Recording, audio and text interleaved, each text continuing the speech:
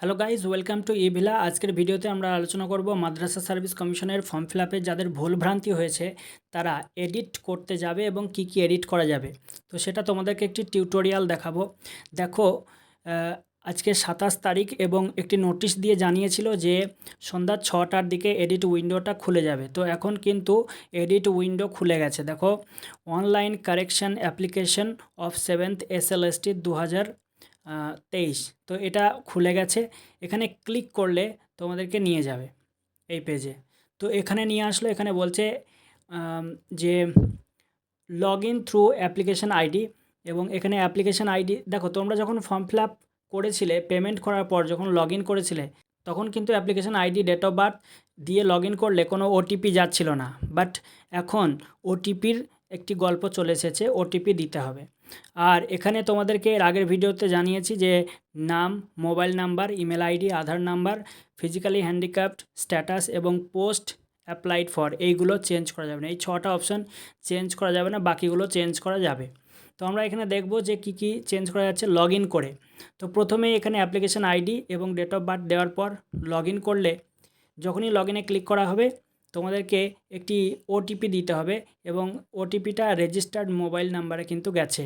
তো আমি এখানে ওটিপিটা বসিয়ে দিলাম। ওটিপি দেওয়ার পর যখনই আমি সাবমিট করলাম তো এই পেজটা চলে আসলো। সাবমিট করার পর দেখো এখানে এসছে অ্যাপ্লিকেশন সিরিয়াল নাম্বার। তো এটা তোমরা দেখেছো যারা ফর্ম ফিল আপ করার পর পেমেন্টের পর লগ ইন করেছো, ট্রানজ্যাকশন আইডি, কতটা পেমেন্ট করতে হয়েছে। এখনও কিন্তু প্রিন্ট করা যাবে।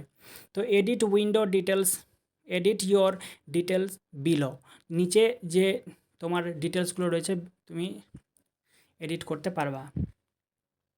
প্রথমত দেখো, পোস্ট অ্যাপ্লাইড ফর, এটা এডিট করা যাবে না, কিন্তু সাবজেক্ট চেঞ্জ করা যাবে। Medium of instruction applied for, তো সেটাও কিন্তু চেঞ্জ করা যাবে। নিজের নাম চেঞ্জ করা যাবে না, বাট বাবার নামটা চেঞ্জ করা যাবে। তারপরে রয়েছে ইমেল আইডি চেঞ্জ হবে না, মোবাইল নাম্বার চেঞ্জ হবে না। জেন্ডার চেঞ্জ করা যাবে, ন্যাশনালিটি চেঞ্জ করা যাবে, ধর্ম চেঞ্জ করা যাবে, কাস্ট চেঞ্জ করা যাবে, কিন্তু ফিজিক্যালি হ্যান্ডিক্যাপড এটা চেঞ্জ করা যাবে না। দেখো, ডেট অফ বার্থ চেঞ্জ করতে পারবে, নো প্রবলেম। আধার নাম্বার বাদ দিয়ে, আধার নাম্বার চেঞ্জ করা যাবে না। যেটা ল্যাঙ্গুয়েজ স্টাডিড মানে অ্যাকাডেমিক কোয়ালিফিকেশান যেটা রয়েছে এমপি, এইচএস এবং গ্র্যাজুয়েশন, এগুলো ফার্স্ট ল্যাঙ্গুয়েজ, সেকেন্ড ল্যাঙ্গুয়েজ, এই ল্যাঙ্গুয়েজগুলো যাদের ভুল হয়েছে চেঞ্জ করা যাবে। তারপর দেখো অ্যাড্রেস ডিটেলস, অ্যাড্রেস কিন্তু তুমি সব চেঞ্জ করতে পারবে, নো প্রবলেম। অ্যাড্রেসের ক্ষেত্রে কোনো সমস্যা নেই। তো অ্যাড্রেস যখনই তুমি এগুলো সব চেঞ্জ করলে তারপর তোমার এটা ঠিকঠাক থাকলে তোমাকে যেতে হবে সেভ পার্সোনাল ডিটেল, পার্সোনাল ডিটেলটাকে সেভ করতে হবে। তো দেখো এখানে সমস্ত কিছু দেওয়া হয়েছে। তারপরে তুমি এটাকে সেভ করে দেবা, যেটা চেঞ্জ হচ্ছে সেটা সেভ করে দিতে পারো। সেভ করার পর দেখো অ্যাকাডেমিক, এডিট অ্যাকাডেমিক, তো অ্যাকাডেমিক যেটা তুমি দিয়েছো সেটা এডিট করতে পারবা।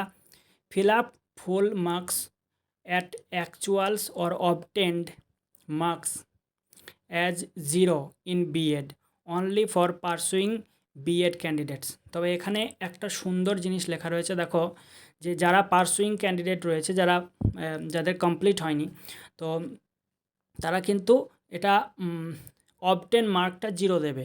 এটা খুব ভালো করে বলেছে এবং তোমরা এটা অ্যাপ্লাই করেওছো। যারা পারসুইং ক্যান্ডিডেট রয়েছে তারা কিন্তু এটা 0 রেখে দিয়েছো, আর যারা ভুল করেছো তারা এটা ঠিক করে নেবে, 0 দেবে। এবার দেখো এখানে তোমাদের কি কি চেঞ্জ করা যাবে। বোর্ডের নাম চেঞ্জ করা যাবে, সাবজেক্টগুলো চেঞ্জ করা যাবে, ফুল মার্ক চেঞ্জ করতে পারবে, অবটেন মার্ক যেটা রয়েছে সেটাও চেঞ্জ করা যাবে। Passing year,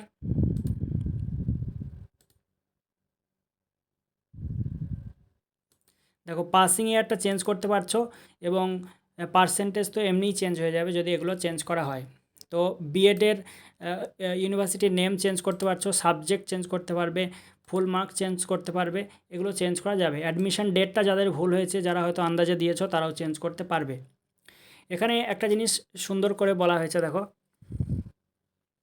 eligibility criteria 50% in graduation, honours plus pass plus language if studied or, এবং এর সাথে রয়েছে যে ENVS, অথবা 50% ইন পোস্ট গ্র্যাজুয়েশন লেভেল, এটা যেটা ছিল।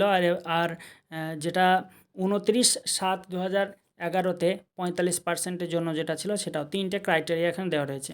তো এটা যদি তোমার কোনো জায়গায় চেঞ্জ করার প্রয়োজন থাকে, তুমি এটা কি করবা,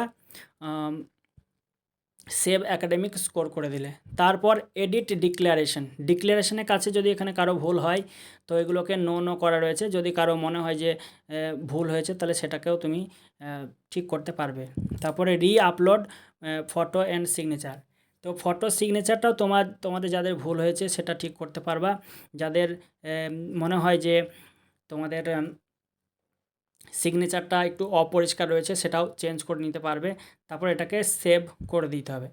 তো এটা এইভাবে তোমরা নিজেদের অ্যাকাডেমিক নিজেদের যে পার্সোনাল ডিটেল এবং যেখানে যেখানে ভুল হয়েছে সব তোমরা ঠিক করে নিতে পারবা। তো খুব সাবধানের সাথে এটাকে ঠিক করবে, আবার যেন ভুল হয়ে না যায়। ভুল হলে কিন্তু সমস্যা রয়েছে।